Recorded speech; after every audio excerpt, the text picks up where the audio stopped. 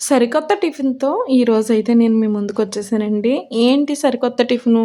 ఇవెవరికి తెలీదు బజ్జీలే కదా! అనుకుంటే మీరైతే పప్పులో కాలేసినట్టే. ఇవైతే మామూలు బజ్జీలు కాదండి. మనకి ఇంట్లో ఎప్పుడన్నా ఉల్లి చట్నీ మిగిలిపోయిందనుకోండి, సపోజ్ మనం ముందు రోజు బిర్యానీ చేసుకున్నామనుకోండి, అందులో రైతా అనేది కొంచెం ఎక్కువ ఉన్నదనుకోండి, అది మిగిలిపోతే ఇలా బజ్జీలు గనుక వేసుకున్నట్లయితే ఇలా స్పాంజ్‌లాగా వస్తాయి. లోపడేమో స్పాంజ్‌లాగా బయటేమో క్రిస్పీగా బజ్జీలైతే చాలా సూపర్‌గా వచ్చినియండి. ఎంత బాగున్నాయంటే దీన్ని మనం ఏ చట్నీతో అయినా సరే సర్వ్ చేసుకొని తినొచ్చు. చట్నీ లేకపోయినా పర్వాలేదు. మామూలుగా అయినా సరే తినేయొచ్చండి. అంత బాగున్నాయి. హాయ్ అండి. Welcome to Surekha cooking videos. మీరు గనక నా వీడియో ఫస్ట్ టైమ్ చూస్తున్నట్లయితే ప్లీజ్ సబ్స్క్రైబ్ చేసుకోండి. వచ్చేయండి మరి మన వంటింట్లోకి. ముందుగా మిక్సింగ్ బౌల్ తీసుకొని నేను చెప్పినట్లుగా మన ఉల్లి చట్నీ అనేది మిగిలిన ఉల్లి చట్నీ అనేది మిక్సింగ్ బౌల్‌లో వేసేసుకోవాలండి. చూసారు కదా! నాకైతే కొంచెం ఎక్కువ క్వాంటిటీయే మిగిలిపోయింది. సో, ఇందులో మైదా వేసుకోవాలండి. ఇందులో అయితే అసలు ఎట్టి పరిస్థితిలో వాటర్ అనేది మాత్రం మీరు వేయొద్దు. ఎందుకంటే, ఈ మిగిలిపోయిన ఉల్లి చట్నీ అనేది మనకి ఎక్కువ పిండిని అబ్జర్వ్ చేసేసుకుంటది. అస్సలు మీరు వాటర్ వేశారంటే మాత్రం ఇంకా అది అసలే మనం ఇంకేం చేయలేమండి.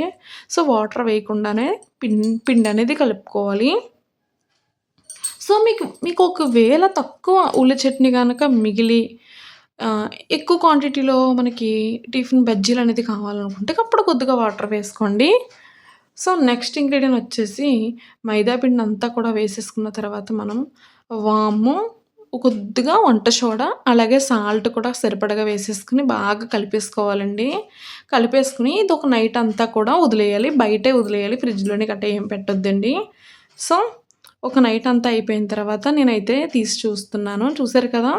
భలే ఇది సెట్ అయిందండి. పైకైతే పొంగిపోలేదు కానీ, బబుల్స్ అయితే వచ్చినాయి. ఇలా బబుల్స్ వస్తే గనక మనకక్కడ చాలా సెట్ అయిపోయినట్టే. నెక్స్ట్ మార్నింగే మనం అల్లం ముక్కలు, అలాగే పచ్చిమిర్చి ముక్కలు, కొత్తిమీర ముక్కలు, ఉంటే కరివేపాకు కూడా వేసుకొని బాగా కలిపేసుకోవాలండి. మనకి హ్మ్. కారం క్వాంటిటీ ఎక్కువ కావాలనుకున్న వాళ్ళు ఏం చేయాలంటే ఇంకా ఎక్కువ పచ్చిమిర్చి అనేది ఏసుకోవచ్చు. ఇదైతే కొంచెం కారంగా ఉంటేనే కదా బావుంటుంది. సో, ఇలాగ గనక వేసుకున్నట్లయితే మనకి రైతా అనేది వేస్ట్ అవ్వదు. ఏంటి కాసేపు రైతా అంటుంది, కచంబర్ అంటుంది, ఉల్లి చట్నీ అంటుంది అనుకుంటున్నారా? అదేం లేదండి. ఇది మిగిలిపోయిన ఉల్లి చట్నీదనేది ఒక్కొక్క ప్రాంతంలో ఒక్కొక్కలా పిలుస్తారు కదా!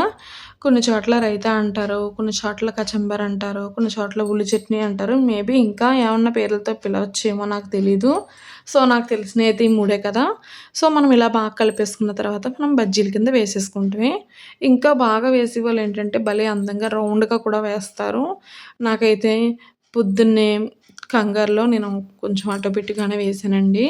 సో, మనకి పిండనేది కొంచెం లూజ్‌గా ఉంటే మాత్రం ఇలాగే కొంచెం అటోపిటుగా వస్తాయి. పిండనేది కొంచెం టైట్‌గా ఉండేలాగే చూసుకోండి. నాకు కూడా బాగానే వచ్చినాయి.